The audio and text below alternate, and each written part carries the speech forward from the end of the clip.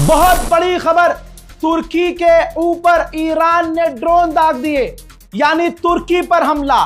सिर्फ तुर्की पर नहीं, नेटो पर हमला। जहां जहां जब जब ये लग रहा है, बनाई जा रही है बातें कि ईरान हार रहा है, ईरान मिट रहा है, घुटने पे आ रहा है, ईरान फिर कुछ ऐसा कर देता है कि हैदर के लाल की ताकत दुनिया को नजर आती है।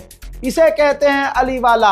अगर कमजोर ईरान है, चलिए मान लिया कि ईरान की सांसें उखड़ रही हैं, चलिए मान लिया कि ईरान जख्मी है, लेकिन ईरान दुश्मनों पर नजर रखे हुए है कि कौन अपना है कौन पराया है। यह कहना गलत होगा कि तुर्की के सिविलियन को निशाना बनाया है। तुर्की की आवाम ऑलरेडी ईरान के साथ है, ईरान के समर्थन में तुर्की के लोग तुर्की में प्रदर्शन कर रहे हैं। लेकिन सबूत आपके सामने ये रख रहा हूं, इससे पहले कोई आलतू फालतू बात करे। ये देखिए, तुर्की ने ईरान के ड्रोन को रोक लिया है, लेकिन बयान जारी किया है कि तुर्की के लिए खतरा है और हमारे लिए, नेटो के लिए खतरा है। हमने ईरान के हमलों को रोक दिया है और हमारे लिए खतरा है।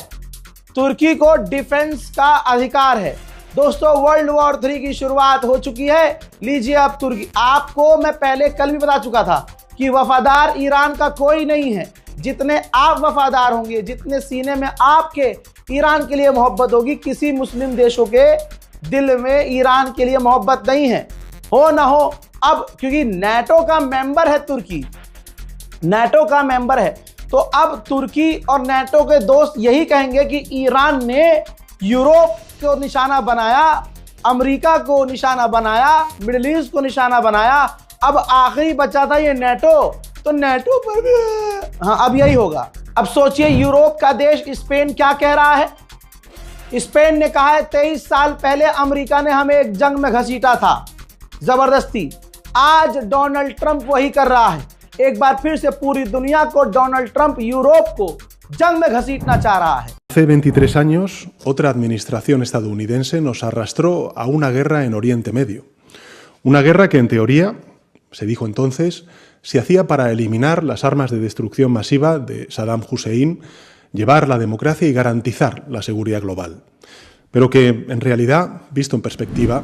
वहीं डोनाल्ड ट्रंप ने दावा किया है, सरकार ने, गवर्नमेंट ऑफ यूएस ने दावा किया है कि हमने एक ईरानियन मास्टरमाइंड को कत्ल किया है, जिसने 2014 में ट्रंप को कत्ल करने की कोशिश की थी। दोस्तों, श्रीलंका के पास जिस ईरानी युद्धपोत पर हमला हुआ, जो जंग में नहीं था, वो सिर्फ अपनी ड्रिल एक्सरसाइज करके अभी ईरान से बहुत दूर था, श्रीलंका के पास था, भारत के करीब, उस पर हमला किया और अभी भी 2-4 घंटे गुजर चुके हैं, अभी भी 108 ईरानी लापता हैं और श्रीलंका बेचारा उन्हें ढूंढने की कोशिश कर रहा है।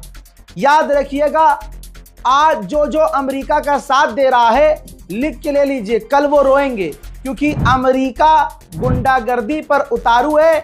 अमेरिका की आप मानोगे तो अच्छी बात है, वरना अमेरिका आपको मारेगा। भारत सेफ है क्योंकि डोनाल्ड ट्रंप के एक इशारे पर मोदी जी इजराइल चले जाते हैं, डांस करके आ जाते हैं। डोनाल्ड ट्रंप के एक इशारे पर मोदी जी रूस से दोस्ती तोड़ लेते हैं। डोनाल्ड ट्रंप के एक कॉल पर पाकिस्तान से युद्ध भी बंद कर देते हैं। उधर यूएई ने कहा हमने 3 ईरान की मिसाइल और 121 ड्रोन को रोका है।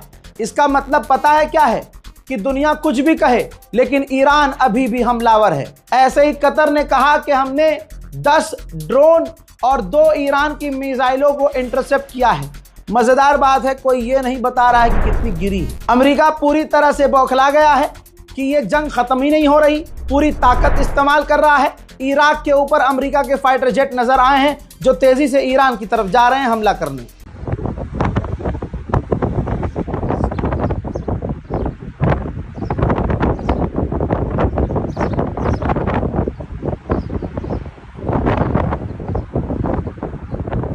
इमाम खामनाई के एडवाइजर ने कहा है, सुन लीजिए, ये बड़ी बात है कि हम अमेरिका से कोई बातचीत नहीं चाहते हैं।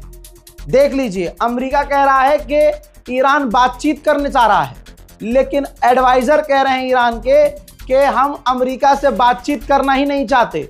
जब से ईरान बना है, अमेरिका ईरान को मिटाना चाहता है, टुकड़े टुकड़े करना चाहता है। उसको लग रहा है कि हम घुटने टेक देंगे, ऐसा नहीं होगा। هیچ اعتمادی با آمریکایی‌ها نداریم و بنای هیچ مذاکره‌ای هم با آمریکایی‌ها نداریم. این نکته مهمیه. ما جنگ رو میتونیم ادامه بدیم. ما یه بار جنگ رو 8 سال ادامه دادیم. الان هم ما سابقه‌مون نشون میده، سابقه تاریخیمون نشون میده، تمدن چند هزار سالمون نشون میده که ما از جنگ نمیترسیم، از ادامه جنگ هم ترسی نداریم خلاص. ولی اونا اینجوری نیست، اونا این وضع ندارن، بنابراین طبیعیه که دنبال این باشن که یه طوری سرهم بشن. उधर इजराइल का स्टेटमेंट यह है कि अभी ये जंग 1-2 हफ्ते और चलेगी और हम ईरान पर अभी 1-2 हफ्ते और हमले जारी रखेंगे। बताओ, ईरान के अलावा कोई दुनिया में और शेर है जो अपने अकेले दम पर कुछ ही घंटों के अंदर, अब तक 48 से 72 घंटों के अंदर 11 अरब देशों पर, अमेरिका के सेंटरों पर, अरब देशों में जो अमेरिका की फैसिलिटीज, अमेरिका की कंपनी, अमेरिका के मिलिट्री बेस अकेले ईरान निशाना बना चुका है। खामनाई नाम था उनका, मोदी नहीं कि 2 कॉल पर जंग खत्म, और जंग खत्म करने का ऐलान भी ट्रंप करे। यहां नहीं चलेगा ऐसा। सर कटाना मंजूर है, झुकाना नहीं, इसे कहते हैं 56 इंच। उधर दोस्तों, चाइना की शिपिंग कंपनी ने थक हार कर आखिरकार मिडिल ईस्ट में अपना काम बंद कर दिया है, क्योंकि चीन की भी ईरान नहीं सुन रहा है। मोहतरम हजरात, ईरान ने बड़ा खुलासा किया है और सबसे बड़ी धमकी दी है। मरता हुआ अगर कोई धमकी देता है ना, तो कहते हैं ना, मरता हुआ झूठ नहीं बोलता।